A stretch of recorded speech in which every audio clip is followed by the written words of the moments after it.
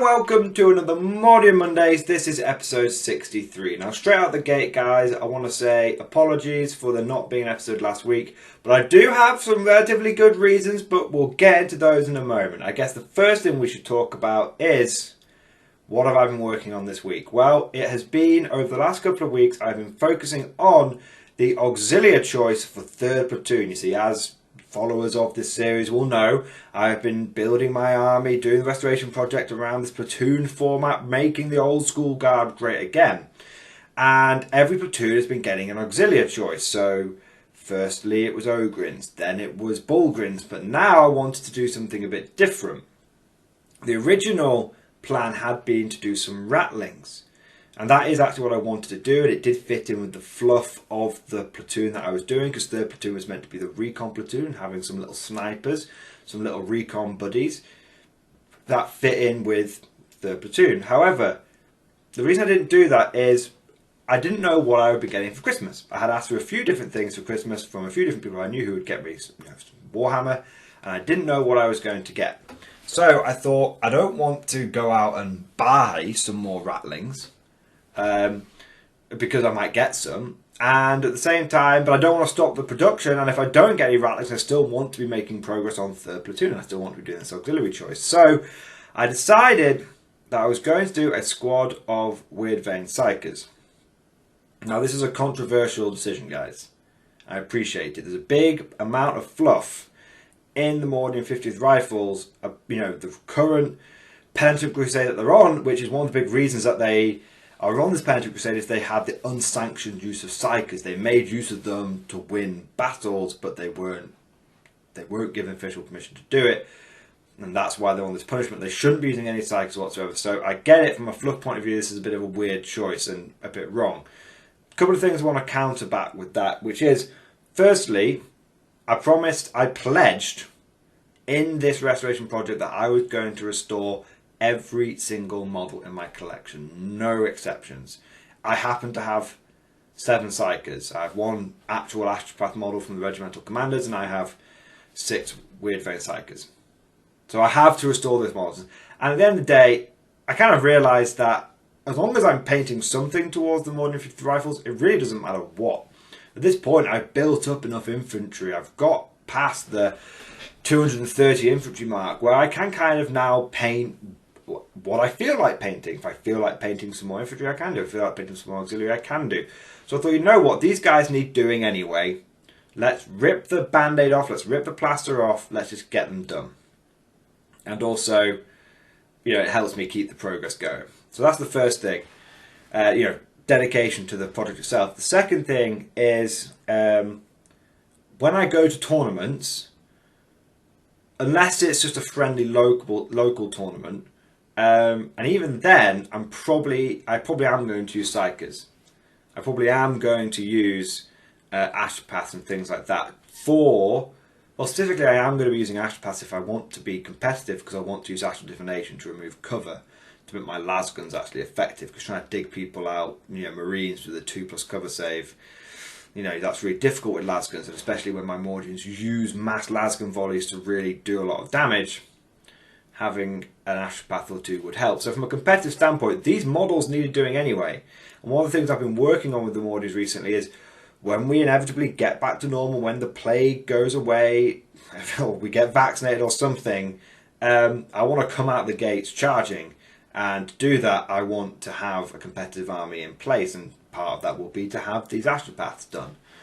That's why I've been doing a lot of plastic caves recently, because I don't want to take my metal Mordians to a tournament, because they'll get chipped in transportation and battle. We're taking the plastic Cadians, not that, they don't chip as easily, they're much more easy to transport, to throw around into buckets and whatnot. So, so having these Astropaths ready to go means that I can compete straight out the gate. So there's a hobby reason, and there's a tactical reason. And the third reason was, I actually had, and you may have noticed, there's some really cool models. They're on the screen right now. Some Arbites, some old Adeptus Arbites models. Now, I've had these in my collection for a long time. I actually have 4 of them. There's 3 of them pictured here. One of the patrol leaders, and then 2 of the bolter guys. But I also have a 4th guy who's got a grenade launcher. I'm just going to use as a grenade launcher in one of the metal Mordian squads. Now I have these models in my collection, but I don't really have a purpose for them. They don't really represent anything.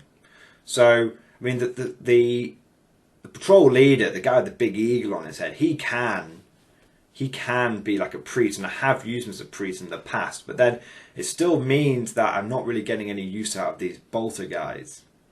And I really wanted to use them in a meaningful way. And so, coincidentally, I thought, well, you know what? I've got 3 of these Arbite models left, right? But I only have 6 Weird Vein Psychers. But you can take them in like squads of 9 or 10. And a squad of 6 just doesn't look like that good.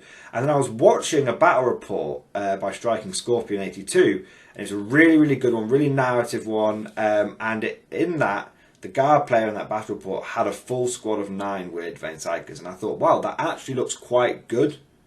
A big block of 9 actually looks quite good, and he had a commissar with them. I thought, that looks good, and fluff-wise works. We've got the commissar keeping an eye on the Weird Veins. And that made me think, well, what if I did something similar? What if I take my 6 Weird Veins, but if I want to bulk them up to a squad of 9, I have these overseers.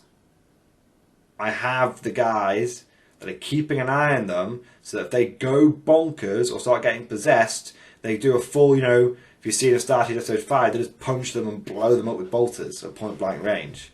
So I thought, that's how I can make use of these models. I can put them as part of a big 9-man Weird Vein Psycho squad if I want to, and it makes sense because what it is you've got the actual Psychers, but accompanying them the commissar people are just the sort of the overseers, the supervisors, the guys that make sure that if they start suffering perils, they just get, before they can go funny, they just get blown away. So that was another sort of thing for, and then it kept cascading. This whole thing kept cascading, and I realised, well, you know what I could always do if I want to use these models and they're not part of the Weird Vein Psycho unit, I want to be able to represent them in game still. So what I thought is, they can still be used as, like, the guy with the shotgun can be a Lord Commissar, and the 2 regular bolter guys can be like cadet commissars, or can just be regular commissars for rules wise. And it can be like, this is the sort of, I don't know if you've read the 3rd Gaunt's Ghost book, Necropolis, where there's the VPHC, which is like a local planetary version of the Commissariat. Well, these guys would almost be like the Mordian internal military police guys. Sometimes they'll be monitoring the Weird Veins, making sure they don't go loopy, and sometimes they'll just be keeping an eye on the ranks, and it fits in with the fluff of the regiment, which has been, you know, they've got loads of ecclesiarchy with them, they've got loads of commissars with them, because they are being kept under a close watch to make sure that they redeem themselves properly, and this is just part of that. Now, if we go, I haven't talked about this in a while, and I know I've been going off on a bit of a tangent with the whole fluff with these few models, but I just think it's really cool. I started really getting into it. I've got a lot of quite deep fluff with the Mordian 50 rifles. I really probably should do some sort of like fluff series, because there's not a lot of battle reports or anything I can do at the moment. I still want to produce content for you guys. So I do have some like homebrew world building fluff with the Mordians, and some of you may remember that there's this sort of shadow war going on between the ecclesiarchy and the commissariat in the background, but there's also an inquisitor pulling the strings, which is my Demon Hunter Inquisitor, the old one that I got on Made to Order. So there's loads of that's happening, and I just feel like these Psychers, maybe they are, you know, they're wearing the regimental colours, but the regimental colours come from this Inquisitor. He's the one that has the green arm and the blue cape. And maybe he has given sanctioned use for these Psychers in the Mordians for some reason or other. I don't know. At the end of the day, each platoon probably is going to need its own, each company is going to need its own astropath. Maybe to have some sort of like astropathic choir for them to be able to communicate. You know, astropathic communication is really important in the Imperium. I don't know. We spent 10 minutes waffling on about fluff and stories and all this kind of stuff, but basically it's just a really cool unit. That's it. It's a really cool unit. I'm not overly worried about this Mordian Mondays episode just being a rambling mess, because that's what Mordian Mondays are. They're just chill. Just chill, aren't they, guys? So that's the first thing I was going to say. So really happy with the squad overall. The models themselves were actually a lot of fun to paint. I actually had the 6 Psychers done in time for last week's episode, but I thought, you know what, I don't want to show off the 6 Psychers and then the 3 Arbites. I feel like that would be a bit disjointed. So I thought, you know what, take the week to do a really, really good job on the Arbites. I really enjoyed edge highlighting the black. I think it's given me, it's another actual step in my painting, in developing my painting skills. I've never edge highlighted black before. I always thought it looked stupid when it was highlighted. Now I've done it myself, and I put it next to a model that I have which isn't edge highlighted in black. I think, Jesus, like, I need to go back and do some edge highlighting on my commissars who've got black greatcoats, because it makes a big difference. So yeah, edge highlighting, it's another step, and this time I've done it on some pretty unique models. So yeah, the squad was a whole roller coaster of sort of emotional and tactical and fluff reasons, and yeah, it's just really nice to see these old models, especially the Arbites, being restored, and they look good now. They look really, really good, if I do say so myself. The only thing I'm not happy with is on some of the Weird Vein Psychers, I really ballsed up the basing. I don't know why. It's kind of, I got most of the way through. The basing, as you can see, the Weird Vein Psychers, some of the bases just aren't slotted in properly. I kind of just kept saying to myself, oh, I'll get back round to it, I'll get back round to it, and then I just never did, and I thought, well, you know what, I kind of just thought, well, I'm not that bothered. And I'll tell you why I'm not that bothered, because 2 of them are based perfectly. I actually snipped them off and did it properly, and they're on normal flat bases. 2 of them are based perfectly, and I'm only ever really likely to use 2 Ashpaths even in my competitive army, because 1 platoon is typically going to be sitting back, and the Ashpath, Ash Divination thing won't be in range, and the other 2 platoons will be pushing forward. They're the ones that will need Ashpaths.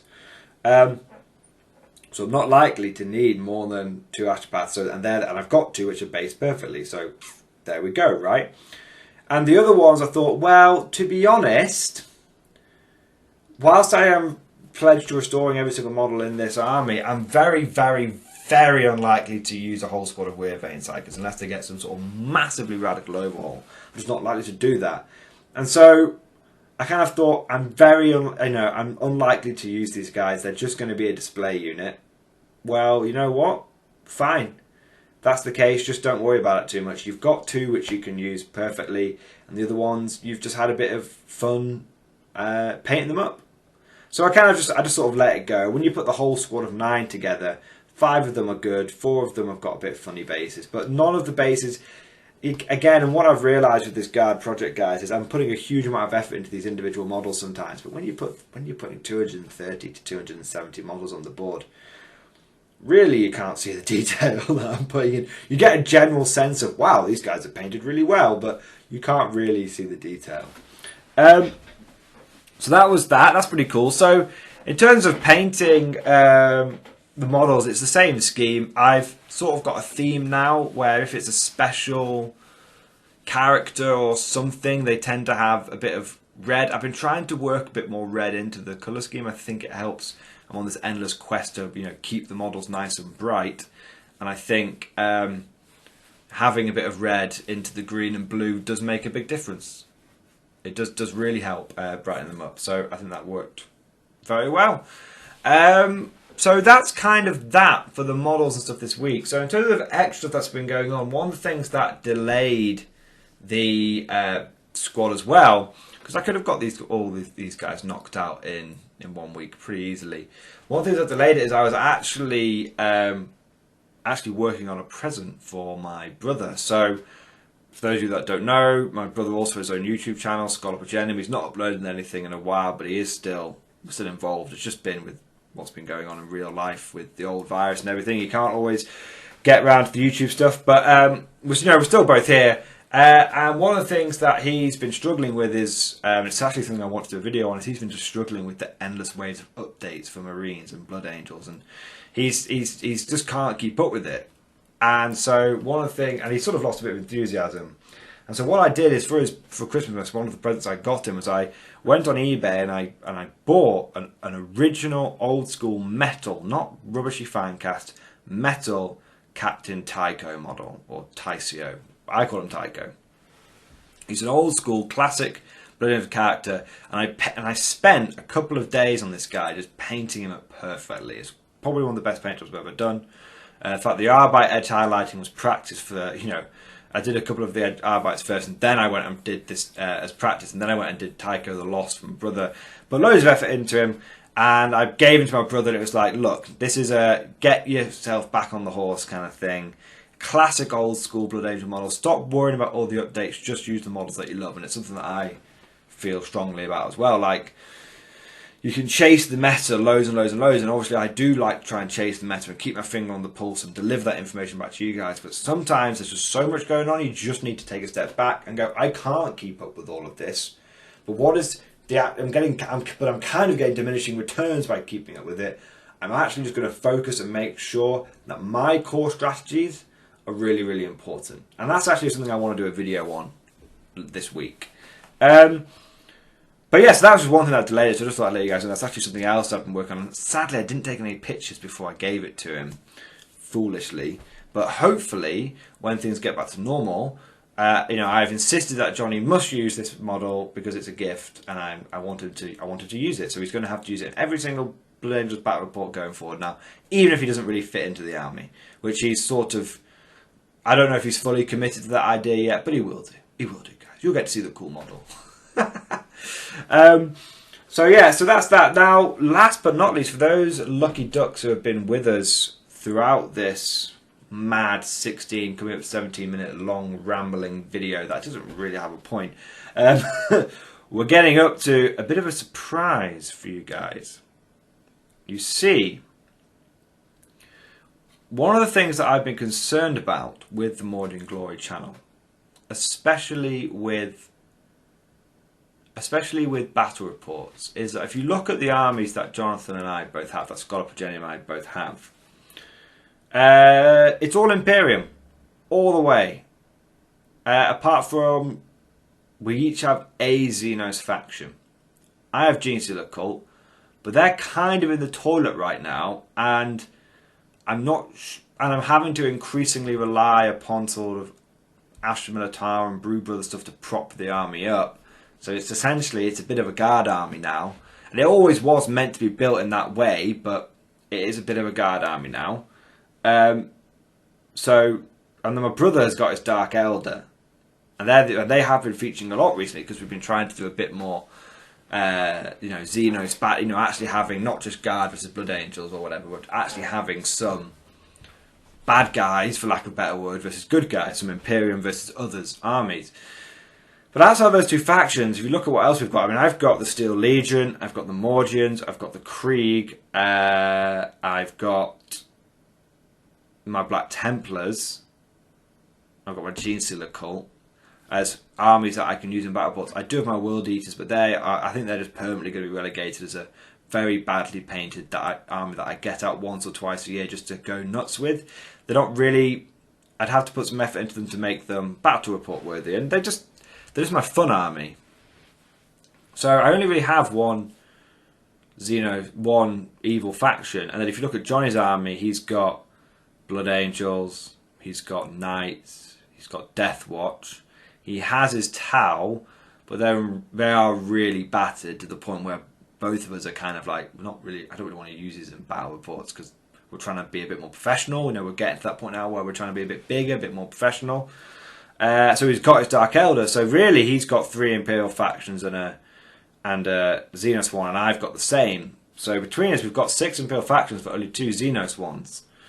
And that means it would always be the same. It would always be Blood Angels or Death Watch or Knights versus Gene Stealer Cult. It would always be Guard in some form or Black Templars versus Dark Elder, unless we swap over. But then there's always that issue, isn't there, where I don't know if you ever noticed this, but some of the bigger channels, when they swap armies and they have someone who doesn't really know what they're doing using an army, I always find that when you have some... best example, I'm not slagging them off, but when you have Tabletop Tactics, for example, they have a couple of guard armies, but they don't have any guard players. So when they give one of those armies to someone and they use it, they always make some sort of simple mistake, like they always use Take Aim on a squad of Lasgunners rather than first rank fire, second rank fire, stuff like that.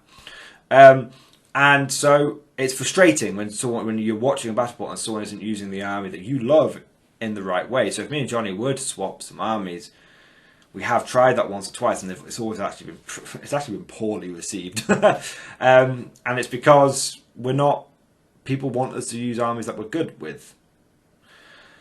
So where's this going? So the point is that for Christmas I did get some Warhammer, but it wasn't Imperial Guard. We're going back to the roots, guys. We're going back to my first ever 40k army, when I got my first 40k models when I was 4 or 5 years old, and the army that I used badly up until I got my guard when I was 11. We're going back to the Orcs. You can't go wrong with the Orcs. And Johnny is doing a tile restoration project right now, which means we will double the amount of Xenos factions that we're going to be using. I received from my amazing fiance a Start Collecting Orcs box set, and I have spent the last couple of days before this video putting those boys together, and I've been having a hoot. They're really, really good. I actually had randomly a squad of 10 orcs already that I just picked up during October just because I thought it'd be fun. So I am actually looking at, guys, I've already got 20 boys, 5 knobs, and a Death Dread. Like, I'm already there. So that army's going to build up quite quickly, and I'm really excited. There's not necessarily going to be any Orc Tactics videos. Orc Tactics are relatively simple. War, charge. To war or not to war is the question, and it's always no, just war. So I'm actually going to be putting together this Orc faction, and I'm going to try and put a bit of effort into it, guys. Now, back in the day, I had a bit of a weird Orc army, because it was a random collection of stuff that a child owned. But back in the day, I had an Orc Speed Freak army. But instead of bikes, I had loads of like cyber boar boys. So it was a bit like a Speed Freak Snakebite army. Now, I'm not sure if I want to quite go down that route. These days, I would be inclined to do the green tie, because you guys know I love my Horde armies. I am the Horde army dude. But I'm thinking maybe bringing back some kind of going down the Speed Freak route. Getting a nice solid core of boys, but then doing some sort of Speed Freak army. Because you don't see a lot of Speed Freak armies out there. And I'm not necessarily talking about getting all the weird buggies or anything like that. I might pick a few of them up, but I'm not really that bothered about them. I'm talking about, Blitzwar or Warkrieg, whichever you prefer. Let me know down in the comment section below. But Blitzwar, where I'm talking, 2, maybe 3 battle wagons, full of boys and knobs, backed up by trucks full of boys, maybe knobs, and just like slam, turn 1, turn 2, just slamming into the enemy. Turn 1 just driving as far forward as I can, and then turn 2, everyone jumping out and just charging everything. Just threat overload. I mean, I'm not sure what could stop 3 battle wagons in one go. This probably exists. But that's, battle wagons are tough old beasts. So that's what I'm thinking, guys. And if that's the case, I've already got 2 mobs of truck boys put together. So it's going to be kind of cool. So I hope you guys are really excited for that. I think Orcs are a great army. You can't go wrong with Orcs in a battle report. One of the things that I really like about the Orcs is it's going to give me the opportunity to put together some really cool Orc versus Guard battle reports where someone can use the Orcs, or I can use the Orcs, and someone versus someone else's Guard. So we're thinking, you've got the classic, when you have a massive Orc Horde army fighting versus a Guard infantry army, and you have like a proper, what feels like a battle, not a skirmish, but it feels like a battle. Or you can have, special forces taking on, the Battle of Morkadishu and stuff like that. So there's loads of cool things you can do with them. I think they're a really flexible army, narrative campaigns, all this kind of stuff. And I think it just provides some really, really cool opportunities. And it's my original army, guys. We're going back to nostalgia, sort of nostalgia 101. So there we go. Anyway, guys, hope you've enjoyed this video. Please let me know what you think down in the comment section below. Let me know what kind of Orc army you think would be most awesome to see on this channel. And of course, I'll see you guys next time.